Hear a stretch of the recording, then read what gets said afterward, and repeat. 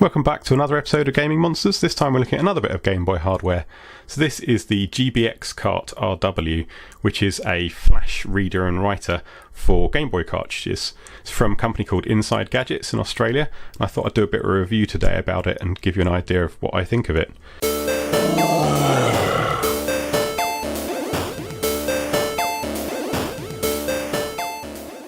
Some of you may have heard of other products from Ben Ven, for example, the Joey Joe bags, which is a similar product. I bought this because it was cheaper and I wanted to kind of have a look at it. And so far it's been brilliant. I've been able to write my own custom Game Boy cartridge with it, which has been really fun to kind of create. So I thought I'd tell you a bit about it. As you can see here, it comes as the kind of plain board. You can 3D print a case, but I haven't got around to it yet. It has your slot here for putting your Game Boy cartridge into. So whether that's reading save files off an existing cartridge like this Zelda one, or writing save files back, or whether that's programming your own cartridge, which is really what I was interested in doing. So you can see on here just about, if I do a close-up, it has a switch here for 3.3 volts and 5 volts, and that's whether you're reading from a Game Boy cartridge, or Game Boy Color cartridge, which is 5 volts, or a Game Boy Advance cartridge, which is 3.3. But actually, when you're flashing your own cartridge, some of those cartridges as well actually flash, even though they're Game Boy cartridges, flash at 3.3 volts. So it's pretty straightforward. You plug it in with a micro USB socket. And you can see, depending on which switch you've got there, it'll light up a different lights if we flip it over, just to help you make sure you've got the right voltage in. And really, you should plug it in when you've got your cartridge in. So if I put Game Boy cartridge in and I flip it to 5 volts, so you shouldn't unplug the cartridge or plug the cartridge in whilst it's plugged into the micro USB, is the kind of feedback from Inside Gadgets. So just unplug like that and then unplug your cartridge. So let's show you how to read and write save files and how to write your own custom ROMs. This is actually a game that I've written recently and done a kind of sticker on. And what I did was buy a cheap AliExpress rip-off clone cartridge, and I've been able to program it with the GBxCart really easily, and I'll kind of show you how we flash that. So the first thing you're going to want to do is jump over to Inside Gadgets website and find the GBxCart page. And if you scroll down on here, there's a few things we're going to want. Start with the downloads. Just download the latest Windows software here. And then also you want to go and find this page here. Check if your cart matches. So what this page is a collection of all the cartridges people have bought on AliExpress or eBay and used with this cart writer. And you can see basically you need to buy one. I bought 3 or 4 just to be sure that I would get one that's flashable. Open it up. It's usually got a tri-wing screw on the back.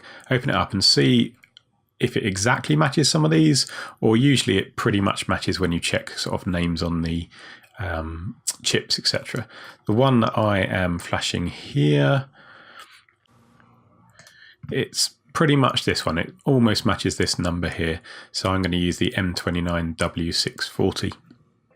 So basically, once you've unzipped the downloads, you're going to want to go into the interface programs.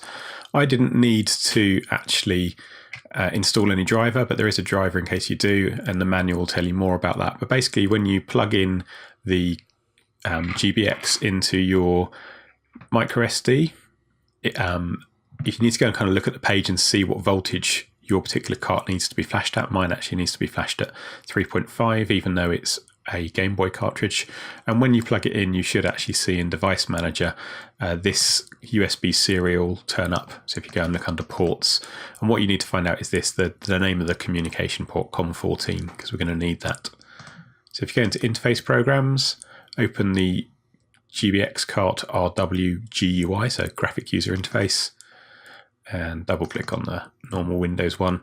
Here you can see is where I changed my COM port if it was different than the one there. And just to make sure everything's working, just click Open Port. It should go green, and that means it's actually managing to read it. Now we're going to want to flash this. It's a Game Boy cartridge, or Game Boy Color cartridge, not a GBA cartridge, so swap it over to that. And then we need to tell the writer here what cartridge we're using. So do specify cart info. It is a flash cart, and then go and find the model that I was looking at here. There it is, M29. Click apply, And then all you need to do is load up the GB file that you're actually going to burn onto this by doing select ROM file to write. So I'm going to load on the game that I wrote, this GB file. And now you're ready to go. So all you need to hit is write ROM. It'll take quite a while to erase depending on the size of the cartridge you've got. This one I think is 2 meg, it said. 4 meg, there we go. So it takes a while to wipe it, and then it takes as long to write as how big the ROM you're writing to it. Mine's very, very small, so it writes in seconds. If anything goes wrong, it will usually say pausing flash or something like that, or stalling flash, I think, and it should give you some information here, but it's been pretty good for me. It's been reliable. It's done it every time. I've reflashed this a number of times. It pauses for a while and you kind of worry, oh, what's it doing? And it's just finishing off the erase flash. And then you'll see it will flip over to writing flash. There you go, writing ROM. Very, very quick, so it's a small one. And it's done. So now you can unplug your GBX from the computer, so don't pull out the cartridge without unplugging it first. And you're ready to go. Just get your cartridge, pop it into the Game Boy, and there you go, a working Game Boy game ready to go. So I won't go through how to do reading ROMs and restoring staves and stuff. Go and have a look at it, but I really wanted it for writing my own ROMs, and you can see that's probably the most difficult thing to do, and it's really straightforward. So go and have a look at these. It's a brilliant product. I love mine. Go and have a look and try it out for yourself. That's all for this time. See you later.